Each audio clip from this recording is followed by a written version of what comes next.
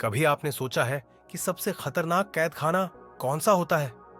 वह जिसमें दीवारें नहीं होती, बल्कि जो हमारे ही दिमाग में बसा होता है। हाँ, वही दिमाग जो हमें सोचने, समझने और निर्णय लेने की ताकत देता है। वही दिमाग सबसे बड़ा धोखेबाज भी हो सकता है। नमस्कार, आप देख रहे हैं इंस्पायर डाइजेस्ट। आज से हम शुरू कर रहे हैं एक यात्रा, लेकिन ये कोई साधारण यात्रा नहीं है। ये यात्रा बाहर नहीं, अंदर की ओर है, हमारी सोच की गहराइयों में उतरने की, जहां हम जानेंगे कि कैसे हमारा अपना दिमाग हर रोज हमें भ्रम में डालता है, हमें गलत फैसले लेने पर मजबूर करता है और फिर हमें यह एहसास तक नहीं होने देता कि हम गलत थे। यह यात्रा आधारित है the art of thinking clearly नाम की एक ऐसी किताब पर, जिसे लिखा है रॉल्फ दुबेली ने। और इस किताब को पढ़ना ऐसा है जैसे किसी ने आपके सोचने के चश्मे को साफ कर दिया हो।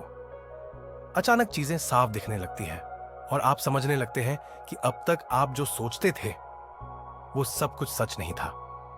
कल्पना कीजिए, आप एक घने जंगल में भटक रहे हैं। रास्ते सारे एक जैसे हैं, पेड़ सब मिलते जुलते हैं और हर दिशा आपको सही लगती है। लेकिन सही कौन सी है? तब कोई आता है और कहता है, रुको, पहले अपने नक्शे को देखो और फिर सोचो। बस यही करती है ये किताब। शुरुआत होती है उस सबसे आम लेकिन छुपे हुए जाल से। जब हम सोचते हैं कि हम सोच रहे हैं, लेकिन असल में हम बस आदतें दोहरा रहे होते हैं। हमारी धारणाएं, हमारे पूर्वग्रह, बायसेस, हमारी आदतें, ये सब मिलकर हमारे निर्णयों की दिशा तय करते हैं और हमें लगता है कि हम विवेक से काम ले रहे हैं। एक दिन एक आदमी ने अपनी नौकरी छोड़ दी, सिर्फ इसलिए क्योंकि उसके दोस्त ने कहा था कि अब स्टार्टअप्स का जमाना है। उसने रिसर्च नहीं की, प्लान नहीं बनाया, बस जो सुना उस पर विश्वास कर लिया। यही होता है बैंड वैगन इफेक्ट। हम वहां कूद पड़ते हैं जहां भीड़ जा रही है, ये सोचे बिना कि वो भीड़ कहीं गड्ढे में भी तो जा सकती है। अब जरा सोचिए, अगर कोई व्यक्ति कहे कि 10 में से 9 डॉक्टर इस ब्रांड को सलाह देते हैं, तो क्या आप मान लेंगे कि वो सही है? शायद हां, लेकिन क्या आपने कभी सवाल किया कि ये कौन से डॉक्टर थे, कैसे चुने गए? ये है अथॉरिटी बायस और सोशल प्रूफ का खेल। हम विश्वास करते हैं लेकिन सोचते नहीं। कितनी बार आपने अपने मन में यह कहा है, अब तक तो इतना पैसा लग चुका है, अब पीछे हटना बेवकूफी होगी। यही है संकस्ट कॉस्ट फॉल्सी। एक रेस में घोड़ा हार रहा है, लेकिन हमने उस पर दांव लगा दिया है, तो हम उसकी हार स्वीकार नहीं करते और इसी चक्कर में और हार जाते हैं। कई बार हमारा दिमाग हमें कहता है, देखा, मैंने पहले ही कहा था। लेकिन क्या वो सच में पहले से पता था, या हम सिर्फ हिंडसाइट बायस का शिकार हो रहे हैं, जहां बीती बातें हमें साफ दिखती हैं, लेकिन उस समय वह धुंधली थी। एक छोटी सी कहानी सुनिए। एक व्यापारी ने 3 बार घाटा उठाया, चौथी बार भी वही पैटर्न दोहराया। क्यों? क्योंकि उसे विश्वास था कि इस बार कुछ अलग होगा, लेकिन वो भूल गया कि अलग परिणाम पाने के लिए तरीका भी तो अलग होना चाहिए। यही सोच है गैम्बलर्स फैलेसी की। हम सोचते हैं कि पिछली हारें अगली जीत की गारंटी है। रॉल्फ दुबेली बार बार हमें यह समझाते हैं कि असली ताकत ज्ञान में नहीं, बल्कि यह जानने में है कि हम कितना नहीं जानते। और यही विनम्रता हमें बेहतर सोचने की ओर ले जाती है। अब जरा अपने चारों ओर नजर डालिए। कितनी बार आपने किसी को उसने ये किया इसलिए मैं भी यही करूंगा कहते सुना है? या वो सफल हुआ क्योंकि उसने ये किया तो मैं भी वही करूंगा। लेकिन क्या आपने देखा कि उसके पीछे क्या क्या असफलताएं थीं जो खबरों में नहीं आई? यही है सर्वाइवरशिप बायस। हम सिर्फ उन कहानियों को देखते हैं जो चमक रही होती है, पर जो कहानियां अधूरी रह गईं, जो हार में डूबी रहीं, उन्हें हम नजरअंदाज कर देते हैं। ये किताब बार बार आपको खटखटाएगी, कहेगी, ठहरो, सोचो और फिर निर्णय लो।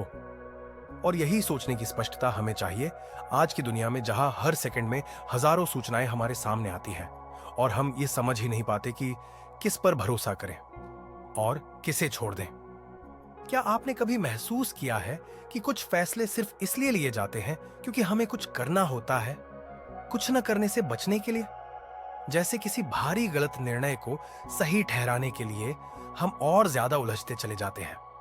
जैसे किसी ताश के महल को गिरता देखकर भी हम उसमें एक और ताश जोड़ देते हैं, इस उम्मीद में कि शायद अब वो टिक जाएगा। ये सब हमारे मन की उस आदत का हिस्सा है जिसे हम नहीं पहचानते, लेकिन वो हर रोज हमारे फैसलों पर असर डालती है। और यही वजह है कि the art of thinking clearly हमें बार बार अपने ही सोचने के तरीकों को सवालों के कटघरे में खड़ा करने को कहती है। चलिए आज हम बात करते हैं उस जाल की जो दिखने में आसान होता है, लेकिन उससे निकलना उतना ही मुश्किल। सबसे पहले आता है एक्शन बायस। हमारा दिमाग अक्सर सोचता है कि कुछ करना कुछ न करने से बेहतर है। जैसे ही किसी संकट की स्थिति आती है, हम तुरंत कोई एक्शन लेना चाहते हैं। मान लीजिए कोई गोलकीपर पेनल्टी शूटआउट में है। आंकड़ों के मुताबिक अगर वह बीच में खड़ा रहे तो ज्यादा संभावना है कि वह गोल को रोक सकता है, लेकिन फिर भी 99% समय वो या तो बाईं ओर कूदता है या दाईं ओर। क्यों? क्योंकि कुछ करना बेहतर लगता है, भले ही वह गलत हो। अब सोचिए, आप अपने जीवन में कितनी बार सिर्फ इसलिए कोई फैसला लेते हैं क्योंकि कुछ करना था, बिना सोचे समझे बस कदम उठाना, सिर्फ इसलिए कि खाली बैठना बेकार है, आपको वहां पहुंचा देता है जहां आप पहुंचना ही नहीं चाहते थे। फिर आता है आउटकम बायस। इसका मतलब है कि हम किसी निर्णय की गुणवत्ता को उसके नतीजे से आंकते हैं, न कि उसके पीछे की सोच से। अगर कोई गलत कारण से सही निर्णय ले लेता है और उसे लाभ हो जाता है तो हम उसे स्मार्ट मान लेते हैं। और कोई व्यक्ति सही सोच के साथ कोई निर्णय लेता है लेकिन परिणाम अच्छा नहीं आता तो हम उसे नासमझ समझ बैठते हैं। सोचिए, आप सड़क पार कर रहे हैं और लाल बत्ती पर भागकर निकल गए। संयोग से कुछ नहीं हुआ। क्या इसका मतलब यह निर्णय सही था? बिल्कुल नहीं। लेकिन हम अक्सर सोचते हैं, देखा, कुछ नहीं हुआ तो सही था। यही तो आउटकम बायस है। इसके बाद आता है ओमिशन बायस, यानी अगर कोई नुकसान हमारे करने से हुआ तो हम ज्यादा दोषी महसूस करते हैं, लेकिन अगर वही नुकसान हमारी निष्क्रियता से हुआ तो हमें कुछ खास फर्क नहीं पड़ता। उदाहरण के तौर पर, अगर आप डॉक्टर हैं और एक दवा देने से मरीज की हालत बिगड़ जाए तो आप खुद को जिम्मेदार मानेंगे, लेकिन अगर आप कोई दवा देने से मना करते हैं और मरीज वैसे ही मर जाए तो आपको लगेगा कि मैंने कुछ किया ही नहीं, जबकि दोनों ही स्थिति में आपकी भूमिका बराबर थी। अब हम बात करते हैं सेल्फ सर्विंग बायस की, और यह तो लगभग हर इंसान के भीतर छुपा होता है। जब भी हम सफल होते हैं तो कहते हैं ये मेरी मेहनत थी, और जब असफल होते हैं किस्मत ही खराब थी। आपने यह जीवन में कई बार देखा होगा। कोई परीक्षा में टॉप करता है तो कहता है मैंने बहुत पढ़ाई की थी, लेकिन जब फेल होता है तो कहता है पेपर बहुत मुश्किल था। हम हमेशा अच्छा क्रेडिट अपने नाम लेना चाहते हैं और दोष बाहर फेंक देते हैं। अब आइए निग्लेक्ट ऑफ प्रोबेबिलिटी पर बात करें। यह एक बहुत दिलचस्प धोखा है जहां हम संभावनाओं को नजरअंदाज कर देते हैं। मान लीजिए 2 खबरें आपके सामने आती हैं। पहली, किसी दुर्लभ बीमारी से एक व्यक्ति की मौत हो गई। दूसरी, सड़क दुर्घटना में 200 लोगों की जान चली गई। अब आप में से ज्यादातर लोग दुर्लभ बीमारी वाली खबर को ज्यादा खतरनाक मानेंगे क्योंकि वो असामान्य है, लेकिन सच्चाई यह है कि सड़क दुर्घटनाओं में मरने की संभावना कहीं ज्यादा होती है। हमारा दिमाग संभावना नहीं समझता, वह ड्रामा समझता है, और इसी कारण से हम गलत प्राथमिकताएं तय करते हैं। अब जरा एंडाउमेंट इफेक्ट को समझते हैं। यह तब होता है जब हम किसी चीज को सिर्फ इसलिए ज्यादा मूल्यवान मान लेते हैं क्योंकि वह हमारी है। सोचिए, आपने एक पुरानी किताब खरीदी थी 200 रुपए में। अब कोई पूछे कि आप उसे बेचेंगे, आप कहेंगे कम से कम 500 रुपए चाहिए, जबकि बाजार में उसकी कीमत सिर्फ 150 रुपए है। लेकिन आपको लगता है मैंने खरीदी थी, अब इसकी वैल्यू ज्यादा है। यही होता है जब हम अपने विचारों, आदतों और चीजों से ज्यादा जुड़ जाते हैं और उन्हें छोड़ना मुश्किल हो जाता है। अब बात करते हैं कॉन्ट्रास्ट इफेक्ट की। अगर आप 1-2 हजार रुपए की शर्ट देखते हैं और फिर 1,000 रुपए की तो दूसरी शर्ट आपको सस्ती लगती है, जबकि हो सकता है कि 1,000 की शर्ट भी ओवर प्राइस हो। हम चीजों को उनके असली मूल्य से नहीं, बल्कि उनके आसपास की चीजों से तुलना करके समझते हैं। इसीलिए स्टोर में पहले महंगी चीजें दिखती हैं, फिर सस्ती, ताकि सस्ती चीज भी आपको आकर्षक लगे। अवेलेबिलिटी ह्यूरिस्टिक भी इसी श्रेणी का एक जाल है। हम जिन घटनाओं को हाल ही में या ज्यादा बार सुनते हैं, उन्हें ज्यादा सामान्य मानने लगते हैं। जैसे अगर आपने हाल ही में किसी प्लेन क्रैश की खबर सुनी है, तो आप सोचेंगे कि उड़ान भरना खतरनाक है, लेकिन आंकड़ों में प्लेन सबसे सुरक्षित माध्यम है। हमारी सोच तथ्य पर नहीं, याददाश्त पर आधारित होती है, और याददाश्त भावना और डर से भरी होती है। अब हम आते हैं एक बेहद सामान्य लेकिन गहरे बायस की ओर, लॉस अवर्जन। लोग नुकसान से इतनी घबराहट महसूस करते हैं कि वो फायदा पाने का मौका भी गंवा देते हैं। सोचिए, किसी को 500 रुपए का फायदा मिले तो वो खुश होगा, लेकिन अगर उसे 500 रुपए का नुकसान हो जाए तो दुख 2 गुना होगा। रॉल्फ डोबेली कहते हैं कि हमारे निर्णय अक्सर डर पर आधारित होते हैं, डर कि कहीं कुछ खो न जाए, और यही डर हमारे विकास को रोकता है। अब बात करें कॉन्फर्मेशन बायस की, एक ऐसा धोखा जो शायद सबसे ज्यादा इंसानों की सोच को प्रभावित करता है। हम जो मानते हैं, सिर्फ उसी के समर्थन में जानकारी खोजते हैं। उदाहरण के लिए, अगर आप मानते हैं कि एक विशेष खान पान स्वस्थ है, तो आप सिर्फ वही लेख पढ़ेंगे जो उसे प्रमोट करते हैं। जो लेख उसके नुकसान की बात करते हैं, आप उन्हें अनदेखा कर देंगे। हम अपने विश्वासों को बचाने के लिए हर दिन नया प्रूफ खोजते रहते हैं, और यही सोच की स्पष्टता खो जाती है। प्लानिंग फैलेसी भी एक ऐसी ही चालाकी है दिमाग की। हम हर काम के लिए प्लान बनाते हैं, लेकिन हमेशा कम समय का अनुमान लगाते हैं। हम सोचते हैं 1 हफ्ते में काम हो जाएगा, लेकिन वह महीने भर भी नहीं होता। ऐसा क्यों होता है? क्योंकि हम आशावादी होते हैं और अपने अतीत के अनुभवों से कुछ नहीं सीखते। अब आइए बात करते हैं ग्रुप थिंक की। जब हम किसी समूह में होते हैं, तो हम अपने विचारों को दबा देते हैं, सिर्फ इसलिए ताकि हम फिट हो सके। सोचिए, आप किसी टीम का हिस्सा है। आपको लगता है कि प्लान ठीक नहीं है, लेकिन सब हां कर रहे हैं तो आप भी चुप रहते हैं। यह वही है जो बड़े बड़े संगठनों में भी होता है, जहां सहमति को प्राथमिकता दी जाती है, भले ही वह गलत हो।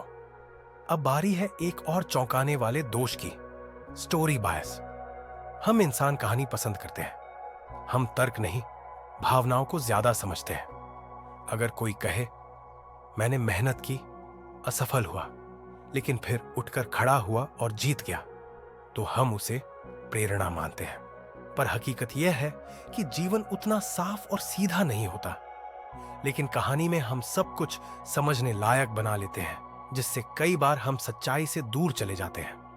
अब बात करते हैं इल्यूजन ऑफ कंट्रोल की। वह भ्रम जहां हमें लगता है कि हम हालातों पर नियंत्रण रखते हैं, जबकि हम नहीं रखते। मान लीजिए, आप किसी खेल में भाग ले रहे हैं जहां नतीजा पूरी तरह रैंडम है, जैसे लकी ड्रॉ, लेकिन फिर भी आप सोचते हैं कि अगर मैं ये लकी नंबर चुनूं तो शायद जीत जाऊं। यही सोच हमें यह भ्रम देती है कि हम ज्यादा काबू में हैं, जबकि हम नहीं होते। अब आइए रीसेंसी इफेक्ट पर। यह दिमाग की वो आदत है जिसमें हम हाल की घटनाओं को ज्यादा महत्व देते हैं। अगर किसी मीटिंग में एक वक्ता ने शुरू में शानदार बात कही, लेकिन आखिर में कुछ कमजोर कह दिया, तो आप उसे कमजोर समझेंगे, क्योंकि जो अंतिम था वो ताजा है। यह असर हमारे रिश्तों, काम और जीवन के कई फैसलों को प्रभावित करता है। और अंत में बात करें फंडामेंटल एट्रीब्यूशन एरर की। जब कोई और गलती करता है तो हम उसकी शख्सियत को दोष देते हैं, लेकिन जब हम गलती करते हैं तो हम हालात को जिम्मेदार ठहराते हैं। जैसे अगर कोई ड्राइवर आपको टक्कर मार दे तो आप कहेंगे यह लापरवाह है, लेकिन अगर आप किसी को टक्कर मार दें तो कहेंगे सामने वाला अचानक आ गया। यह मानवीय स्वभाव है, लेकिन इससे बचने के लिए जरूरी है कि हम पहले खुद को सवालों के घेरे में रखें। रॉल्फ डोबेली बार बार कहते हैं, साफ सोचने के लिए यह जरूरी है कि हम गलत सोचने की संभावनाओं को पहचानें। हम तब तक बेहतर निर्णय नहीं ले सकते जब तक हम अपने ही दिमाग की चालों को पकड़ना न सीखें। आपने कभी कोई मूवी देखी है जो बहुत बोरिंग थी, लेकिन फिर भी आप उसे पूरा देखते हैं क्योंकि आपने उसके टिकट के पैसे दिए हैं? या किसी रिश्ते में इतने साल बिता दिए कि अब चाहकर भी बाहर नहीं आ पा रहे, सिर्फ इसलिए कि इतना समय तो दे ही दिया? यही है संक कॉस्ट फैलेसी। जब हम किसी निर्णय को सिर्फ इसलिए जारी रखते हैं क्योंकि हमने पहले उसमें निवेश किया है, चाहे वह समय हो, पैसा या भावनाएं। लेकिन रुकिए, क्या भविष्य को तय करने में अतीत का निवेश कोई मायने रखता है? नहीं। अगर हम साफ सोचें तो समझ आता है कि जो गया वो गया। आगे वही करना चाहिए जो सही है, न कि वो जो हमने पहले किया। अब आइए एक और खतरनाक भ्रम की बात करें, एंकरिंग बायस। ये वो मानसिक जाल है जिसमें हम किसी एक सूचना से इतना प्रभावित हो जाते हैं कि उसके बाद की सारी सोच उसी के इर्द गिर्द घूमती रहती है। उदाहरण के लिए, एक दुकान पर लिखा है, ये कोट पहले 50,000 रुपये का था, अब सिर्फ 8,000 रुपये में। आप सोचते हैं, वाह कितना सस्ता मिल रहा है। लेकिन क्या आपने सोचा कि क्या वो कोट वाकई 8,000 रुपये की वैल्यू का है या नहीं? पहली कीमत यानी 20,000 रुपये आपके दिमाग में एक एंकर बना देती है। उसी के आधार पर आप निर्णय लेते हैं। यही एंकरिंग आपके बातचीत, सौदेबाजी और रिश्तों में भी काम करता है, ज्यादातर बार हमारे खिलाफ। अब बात करते हैं सोशल प्रूफ की। हम इंसानों को यह बहुत पसंद है कि हम भीड़ के साथ चलें। अगर 10 लोग एक रेस्टोरेंट में बैठे हैं और एक में कोई नहीं, तो आप कहां जाएंगे? शायद उसी में जहां पहले से भीड़ है। यहां आप भीड़ को सत्य मान लेते हैं। यही सोशल प्रूफ है। लेकिन रॉल्फ डोबेली कहते हैं, भीड़ हमेशा सही नहीं होती। सोचिए, अगर सभी लोग किसी गलत बात को सही मान लें तो क्या वो सच हो जाती है? अब हम एक बेहद आम लेकिन गहरा सोचने वाला बायस समझते हैं, सर्वाइवरशिप बायस। जब आप किसी सफल व्यक्ति की कहानी सुनते हैं तो क्या आप सोचते हैं, अगर उन्होंने कर लिया तो मैं भी कर सकता हूं? जरूर। लेकिन क्या आप उन हजारों की कहानी देखते हैं जो वहीं तक पहुंचे ही नहीं? जैसे कोई स्टार्टअप करोड़ों का बिजनेस बन जाता है और हम मान लेते हैं कि आइडिया ही सब कुछ है, लेकिन हम यह नहीं देखते कि वैसे ही हजारों स्टार्टअप्स बंद भी हो गए क्योंकि उनकी कहानी कभी सामने नहीं आती। हमें केवल बचे हुए दिखते हैं और हम सोचते हैं कि वही पूरे सच है। लेकिन सोच की स्पष्टता यह सिखाती है कि असली समझ तो तब होती है जब हम असफलताओं को भी उतना ही गंभीरता से लें जितना सफलताओं को। अब एक और गहरे कॉग्निटिव बायस की बात करें, क्लस्टरिंग इल्यूजन। यह उस झूठ का नाम है जो हमारा दिमाग पैटर्न के नाम पर रचता है। जब हमें कुछ चीजें एक जैसी दिखती है, हम मान लेते हैं कि उनके बीच कोई गहरा रिश्ता है।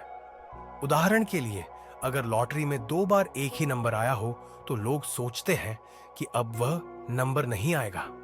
या फिर कोई लगातार 6 बार हारा है तो हम मानते हैं अब तो जीत पक्की है। लेकिन हकीकत यह है कि हर घटना स्वतंत्र होती है। हर बार जीत या हार की संभावना बराबर होती है। हमारा दिमाग रैंडमनेस को स्वीकार नहीं कर पाता, उसे पैटर्न चाहिए। लेकिन हर पैटर्न सच्चा नहीं होता। अब जरा हेलो इफेक्ट की बात करें। अगर कोई व्यक्ति बहुत सुंदर दिखता है तो हम मान लेते हैं कि वह अच्छा, ईमानदार और बुद्धिमान भी होगा। या अगर कोई बोलने में तेज है तो हम समझते हैं यह तो हर चीज में एक्सपर्ट होगा। यही है हेलो इफेक्ट। जब एक गुण के कारण हम किसी इंसान के बाकी सारे गुणों का अनुमान लगाते हैं। इससे बचने का एक ही उपाय है, हर चीज को उसके अलग अलग हिस्सों में तोड़कर देखना। केवल एक पहलू देखकर पूरी तस्वीर मत बनाइए। अब आते हैं जस्ट वर्ल्ड हाइपोथेसिस पर। यह विश्वास कि दुनिया निष्पक्ष है और हर किसी को वही मिलता है जो उसने किया है, एक सुखद भ्रम है। लेकिन रॉल्फ डोबेली कहते हैं कि यह भ्रम कई बार हमें असंवेदनशील बना देता है। जब हम किसी गरीब को देखते हैं तो सोचते हैं शायद इसने मेहनत नहीं की होगी। जब किसी पर मुसीबत आती है तो हम मान लेते हैं कुछ तो किया होगा इसने। लेकिन सच यह है कि दुनिया हमेशा न्यायपूर्ण नहीं होती। बुरा अक्सर अच्छे लोगों के साथ होता है। यह मान लेना कि सबको वही मिलता है जो वो डिजर्व करता है, सोचने में आसानी जरूर देता है, पर सच्चाई से दूर कर देता है। अब एक दिलचस्प error, the swimmers body illusion. Fitness industry इसका सबसे बड़ा उदाहरण है। आप किसी तैराक को देखते हैं और सोचते हैं, अगर मैं भी तैराकी करूं तो ऐसा शरीर बन सकता है। लेकिन हो सकता है कि वह तैराक बना ही इसलिए है क्योंकि उसका शरीर पहले से वैसा था। हम अक्सर यह गड़बड़ कर बैठते हैं कि कारण और परिणाम को उल्टा समझ लेते हैं। जैसे टॉप कॉलेज के स्टूडेंट्स को देखकर मान लेना कि कॉलेज ने उन्हें सफल बनाया, जबकि हकीकत यह हो सकती है कि वे पहले से ही मेधावी थे और इसलिए वहां पहुंचे। अब हम समझते हैं ऑथोरिटी बायस। जब हम किसी व्यक्ति के रुतबे या स्थिति के आधार पर मान लेते हैं कि वो जो कह रहा है सही होगा। जैसे कोई डॉक्टर कहे कि कोई दवा अच्छी ही है तो हम बिना पूछे मान लेते हैं। लेकिन क्या आपने कभी उस सलाह की तह तक जाने की कोशिश की? ऑथोरिटी बायस हमें सोचने से रोकता है, और यह खास तौर पर तब खतरनाक होता है जब हम निर्णय सिर्फ इसलिए ले लेते हैं कि फलां व्यक्ति ने कहा था। अब हम बात करते हैं हाइंडसाइट बायस की, जिसे मैं पहले से जानता था भ्रम भी कहा जाता है। जब कोई घटना हो जाती है, जैसे किसी कंपनी का डूबना, किसी खिलाड़ी की हार, तो हम कहते हैं मुझे तो पहले से पता था। लेकिन रॉल्फ दोबेली बताते हैं कि यह केवल आपका दिमाग है जो पीछे जाकर कहानी बना रहा है। आपने तब नहीं सोचा था। अब जब नतीजा पता है तब आपको लग रहा है कि आपने पहले सोचा था। यह बायस हमें सीखने से रोकता है, क्योंकि जब हम मान लेते हैं कि हम तो जानते ही थे, तो फिर सुधार की कोई गुंजाइश नहीं बचती। अब समझते हैं कंजंक्शन फैलेसी, एक गलती जिसमें हम मान लेते हैं कि दो घटनाएं साथ में घटने की संभावना ज्यादा होती है, जबकि गणितीय रूप से वो कम होती है। उदाहरण के लिए, अगर कोई महिला शांत स्वभाव की है और समाज सेवा में रुचि रखती है, तो लोग मान लेंगे कि वो लाइब्रेरियन है, ना कि सेल्स गर्ल। लेकिन वास्तविकता यह है कि समाज में सेल्स गर्ल की संख्या कहीं ज्यादा है, इसीलिए संभावना भी ज्यादा है। हमारा दिमाग कहानी पसंद करता है, संभावना नहीं। अब बात करते हैं फ्रेमिंग इफेक्ट की। यही वो असर है जब एक ही सूचना को अलग अंदाज में प्रस्तुत किया जाए तो हमारा निर्णय बदल जाता है। उदाहरण के लिए, इस दवा से 90% लोग ठीक हो जाते हैं, बनाम इस दवा से 10% लोग मर जाते हैं। दोनों वाक्य एक ही बात कह रहे हैं, लेकिन हमारा निर्णय अलग होगा क्योंकि फ्रेम अलग है। रॉल्फ दोबेली यही सिखाते हैं। सोच स्पष्ट तब होती है जब आप शब्दों की पैकिंग को देखना सीखते हैं और उसके भीतर छुपे तर्क को पहचान पाते हैं। अब बात करते हैं कॉग्निटिव डिसोनेंस की। जब हमारे विश्वास और हमारे व्यवहार में अंतर होता है, तो हमें अंदर से बेचैनी महसूस होती है, और इस बेचैनी से बचने के लिए हम या तो विश्वास बदलते हैं या तर्क बनाते हैं। जैसे, अगर आप मानते हैं कि धूम्रपान बुरा है लेकिन फिर भी करते हैं, तो आप कहेंगे मुझे ज्यादा स्ट्रेस होता है इसलिए करता हूं। यह आत्मसंतोष की प्रक्रिया होती है, लेकिन यह सोच को कुंद कर देती है। अब समझते हैं स्टेटस को बायस। जब हम बदलाव से डरते हैं और मौजूदा स्थिति को बनाए रखना चाहते हैं, चाहे वह अच्छी हो या नहीं। जैसे एक कर्मचारी जो जानता है कि उसकी जॉब में ग्रोथ नहीं है, फिर भी वही बना रहता है, सिर्फ इसलिए कि कम से कम कुछ तो है। रॉल्फ दुबेली कहते हैं कि बदलाव से डरना स्वाभाविक है, लेकिन सोच की स्पष्टता तब आती है जब हम डर के बावजूद आगे बढ़ने का साहस करते हैं। हमारी अंतिम चर्चा इस भाग में है प्रोक्रास्टिनेशन, यानी टाल मटोल। यह हमारी सबसे बड़ी सोचने की समस्या है। हम हर जरूरी चीज को टालते रहते हैं क्योंकि उसमें मेहनत लगती है या डर होता है कि हम असफल ना हो जाएं। लेकिन रॉल्फ दुबेली के अनुसार सोच की स्पष्टता तभी आती है जब हम अब में जीना सीखें, टालने की आदत को पहचानें और छोटी छोटी जीतों से उसे हराएं। आज हम उन कॉग्निटिव बायसेस और गलतियों पर बात करेंगे जो हमारी मानवीय भावनाओं से जुड़ी है, जैसे दया, गुस्सा, लालच, डर और अफसोस। ये वो पक्ष है जो हमारी सोच को धुंधला बना देते हैं। आइए शुरू करते हैं एक बेहद सामान्य लेकिन घातक भ्रम से, एक्शन बायस। मान लीजिए एक फुटबॉल गोलकीपर को हर बार एक पेनल्टी शॉट रोकना होता है। ज्यादातर बार वह बाईं या दाईं ओर कूदता है, जबकि सांख्यिकी कहती है कि अक्सर बॉल बीच में आती है। फिर भी गोलकीपर कुछ करना बेहतर समझता है, बजाय शांत खड़े रहने के। ऐसा इसलिए क्योंकि हम सभी के भीतर यह असहजता होती है कि हम कुछ कर रहे हैं या नहीं। एक्शन बायस कहता है कि कई बार कुछ न करना ही सबसे अच्छा निर्णय होता है, लेकिन हम तब भी कुछ करते हैं, बस इसलिए कि कुछ तो करना है। अब बात करते हैं ग्रुप थिंक की। कभी आपने किसी टीम मीटिंग में देखा है कि सब एक ही विचार से सहमत हो जाते हैं, भले ही वो पूरी तरह सही ना हो? यह ओमिशन बायस होता है। जब किसी समूह का दबाव या एकता इतनी ज्यादा होती है कि कोई अलग राय रखने से डरता है, इसका नतीजा होता है औसत से भी खराब निर्णय। इससे बचने के लिए आपको खुद से और दूसरों से ईमानदारी से सवाल करना होगा और अलग सोचने की हिम्मत रखनी होगी। यह बायस हमें यह विश्वास दिलाता है कि अगर कोई गलतियां करने की वजह से हुई है तो वह कम गलत है बनिस्बत उस गलती के जो करने से हुई हो। उदाहरण के लिए, एक डॉक्टर जानता है कि इलाज न करने से मरीज की मौत हो सकती है, लेकिन वह एक जोखिम भरी दवा देने से डरता है। वह सोचता है कि कुछ न करना बेहतर है, लेकिन यह सोच कई बार जानलेवा साबित हो सकती है। रॉल्फ दोबेली बताते हैं कि जो नहीं करते वे भी जिम्मेदार होते हैं। अब बात करते हैं एक गहरे मानसिक जाल की, एंडाउमेंट इफेक्ट। क्या आपने कभी अपनी किसी पुरानी चीज को बेचने की कोशिश की है और पाया कि लोग उसे उस कीमत में नहीं खरीदना चाहते जितनी आप उम्मीद कर रहे थे? ऐसा इसलिए क्योंकि एंडाउमेंट इफेक्ट के अनुसार हम किसी चीज की वैल्यू बढ़ा कर आंकते हैं, सिर्फ इसलिए क्योंकि वह हमारी है। यह सोच रिश्तों, व्यापार, संपत्ति, हर क्षेत्र में हावी हो सकती है।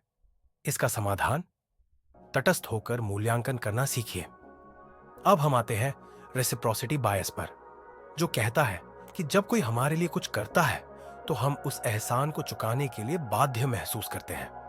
बहुत बार मार्केटिंग इसी का इस्तेमाल करती है। एक छोटा सा गिफ्ट, एक फ्री सैंपल, और हम खुद को ग्राहक बना लेते हैं। इससे बचाव यह है कि एहसान का मूल्य समझदारी से आंखें, न कि भावनाओं में बहकर। अब एक बेहद आम लेकिन जटिल भ्रम, कॉन्फर्मेशन बायस। हम वही सूचनाएं खोजते, देखते और मानते हैं जो हमारे मौजूदा विश्वासों को मजबूत करती है। अगर आप मानते हैं कि दूध सेहत के लिए अच्छा नहीं है, तो आप उसी से जुड़ी रिसर्च ढूंढेंगे और जो इसके विपरीत हो उसे नजरअंदाज करेंगे। रॉल्फ दोबेली कहते हैं, सोच की स्पष्टता तब आती है जब हम अपने विश्वासों को चुनौती देने की हिम्मत रखते हैं, जब आप वो सुनना चाहते हैं जो सच है, न कि वो जो आपको अच्छा लगे। अब आइए प्लानिंग फैलेसी की बात करते हैं। कभी कोई प्रोजेक्ट हाथ में लिया और सोचा 2 हफ्ते में हो जाएगा, और फिर वह महीनों तक खिंचता गया। यह प्लानिंग फैलेसी है, जब हम किसी कार्य को पूरा करने में लगने वाले समय, संसाधन और जोखिम को कम आंकते हैं। यह खासकर उन लोगों को प्रभावित करता है जो अपने ऊपर ज्यादा भरोसा करते हैं। इससे उबरने का उपाय है पुराने डेटा को देखना और यथार्थवादी योजना बनाना। अब हम समझते हैं सेल्फ सर्विंग बायस, यानी जब कोई काम अच्छा हो जाए तो हम खुद को क्रेडिट देते हैं, लेकिन जब गलत हो जाए तो दोष दूसरों पर डालते हैं। जैसे अगर परीक्षा में अच्छे नंबर आए तो हम कहेंगे मैंने मेहनत की थी, लेकिन अगर नंबर खराब आए तो पेपर ही टफ था या टीचर ने नंबर काट लिए। यह बायस हमें अपने सुधार से रोकता है क्योंकि हम खुद की कमियों को देखना नहीं चाहते। अब बात करते हैं लॉस एवर्शन की, यानी नुकसान से बचने की तीव्र इच्छा। शोध कहते हैं कि किसी चीज को खोने का दर्द उसे पाने की खुशी से लगभग 2 गुना होता है। यही वजह है कि हम कई बार फायदे वाले निर्णय भी नहीं ले पाते, सिर्फ इसलिए कि हमें कुछ खोने का डर होता है। रॉल्फ दोबेली कहते हैं, अगर हम सोच की स्पष्टता चाहते हैं तो हमें फायदे और नुकसान दोनों को निष्पक्ष नजरिए से देखना होगा।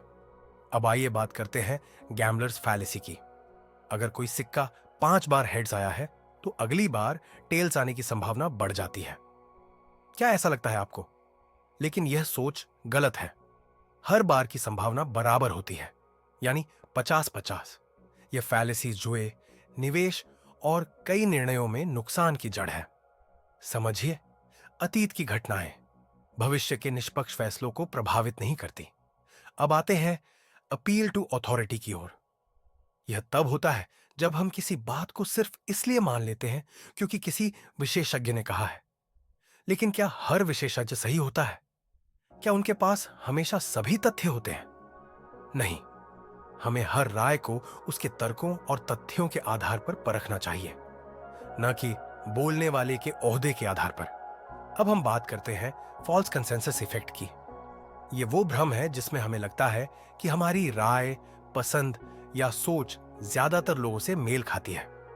अगर आपको लगता है कि सभी लोग मेरी तरह सोचते हैं, तो हो सकता है आप एक एको चेंबर में हैं, जहां आप केवल अपनी जैसी सोच वाले लोगों से जुड़े हैं। इससे बचने का उपाय है जानबूझकर विपरीत विचार सुनना। सोच की स्पष्टता विरोध को सुनने में है, न कि केवल सहमति ढूंढने में। अब बात करते हैं फंडामेंटल एट्रीब्यूशन एरर की। जब कोई व्यक्ति देर से आए तो हम कहते हैं यह हमेशा लेट आता है, बहुत लापरवाह है। लेकिन जब हम खुद लेट हों तो कहते हैं ट्रैफिक बहुत था, मजबूरी थी। हम दूसरों की गलतियों को उनके चरित्र से जोड़ते हैं, लेकिन अपनी गलतियों को परिस्थितियों से। यह असंतुलन हमारी सोच को पक्षपाती बनाता है। सोच की स्पष्टता का मतलब है समान तराजू से तौलना। अब आइए बिलीफ बायस की बात करें। अगर कोई तर्क हमारे विश्वासों से मेल खाता है तो हम उसे वैध मान लेते हैं, चाहे वह तर्क गलत हो। उदाहरण के लिए, अगर हम मानते हैं कि अमीर लोग लालची होते हैं, तो हम किसी भी कहानी को सच मान लेंगे जो इस धारणा को पुष्ट करती है। लेकिन साफ सोच वही है जो विश्वासों के बजाय तर्क के आधार पर निर्णय लेती है। अब बात करते हैं इल्यूजन ऑफ कंट्रोल की। क्या कभी आपको ऐसा लगा कि अगर आप किसी परीक्षा के दिन एक खास टी शर्ट पहने तो परिणाम अच्छा आएगा? या यह मानना कि मैंने यह गाड़ी चुनी है इसलिए यह सबसे अच्छी है? यह सब इल्यूजन ऑफ कंट्रोल है। जब हम समझते हैं कि हमारे पास उससे ज्यादा नियंत्रण है जितना वास्तव में होता है। रॉल्फ दोबेली कहते हैं, आपका नियंत्रण सीमित है। जितनी जल्दी आप इसे समझेंगे उतनी ही स्पष्ट आपकी सोच होगी। अब बात करते हैं मियर एक्सपोजर इफेक्ट की। जिन चीजों को आप बार बार देखते हैं वे आपको ज्यादा पसंद आने लगती हैं, भले ही उनमें कुछ खास ना हो। यही वजह है कि कंपनियां एक ही एड बार बार दिखाती हैं। बार बार देखने से आपका भरोसा बनने लगता है। यह जानकर हम बेहतर निर्णय ले सकते हैं, यह सोचकर नहीं कि मुझे यह पसंद है, बल्कि यह समझकर कि शायद मैं इसे इसलिए पसंद कर रहा हूं क्योंकि मैं इसे बार बार देख रहा हूं। अब बात करते हैं रिस्ट्रेंट बायस, यानी यह भ्रम कि हमें अपने व्यवहार पर पूरा नियंत्रण है। कई लोग सोचते हैं मैं कभी ज्यादा नहीं पीता या मैं कभी ज्यादा समय सोशल मीडिया पर नहीं बिताऊंगा, लेकिन जब मौका आता है तो वे खुद को रोक नहीं पाते। यह खुद पर जरूरत से ज्यादा भरोसा करना है। सोच की स्पष्टता का मतलब है अपने व्यवहार को लेकर ईमानदार रहना। अब बात करते हैं स्पॉटलाइट इफेक्ट की। क्या आपको कभी लगा है कि जब आप किसी गलती करते हैं तो सब आपको देख रहे हैं? जैसे आप गिर पड़े और आपको लगता है कि सब हंस रहे हैं। असल में ज्यादातर लोग अपने बारे में ही सोच रहे होते हैं। स्पॉटलाइट इफेक्ट हमारे दिमाग का वह भ्रम है जिसमें हम समझते हैं कि लोग हमें उतना नोटिस करते हैं जितना वास्तव में नहीं करते। अब एक दिलचस्प भ्रम, बेस रेट नेग्लेक्ट। अगर कोई कहे कि राम बहुत शर्मीला है, किताबें पढ़ता है, क्या वो लाइब्रेरियन हो सकता है? और हम तुरंत हाँ कहते हैं, तो हम बेस रेट निगलेक्ट कर रहे हैं। असल में हमें यह भी देखना चाहिए कि समाज में लाइब्रेरियन कितने प्रतिशत हैं। शायद 0.1%, यानी बाकी 99.9% संभावना को हमने नजरअंदाज कर दिया।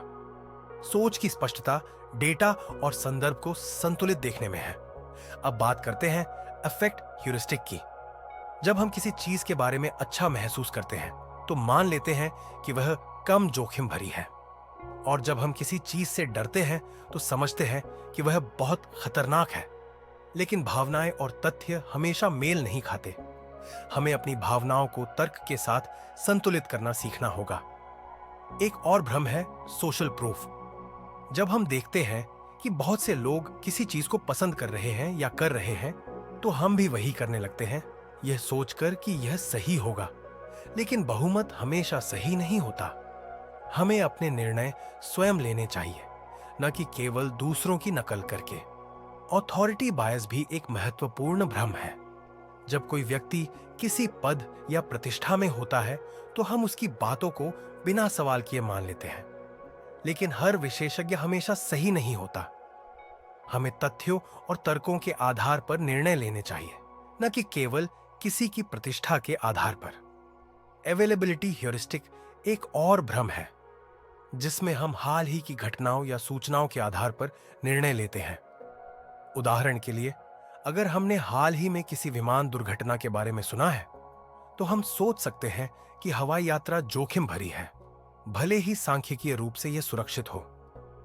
हेलो इफेक्ट भी हमारी सोच को प्रभावित करता है। जब हम किसी व्यक्ति के एक अच्छे गुण के आधार पर उसके अन्य गुणों को भी अच्छा मान लेते हैं। उदाहरण के लिए, अगर कोई व्यक्ति आकर्षक है तो हम मान सकते हैं कि वह बुद्धिमान और ईमानदार भी होगा, जो जरूरी नहीं है। निग्लेक्ट ऑफ प्रोबेबिलिटी एक और भ्रम है, जिसमें हम संभावनाओं को नजरअंदाज करते हैं। उदाहरण के लिए, हम लॉटरी टिकट खरीदते हैं यह सोचकर कि हम जीत सकते हैं, जबकि जीतने की संभावना बहुत कम होती है। आउटकम बायस में हम किसी निर्णय की गुणवत्ता को उसके परिणाम के आधार पर आंकते हैं, न कि उस समय उपलब्ध जानकारी और तर्कों के आधार पर।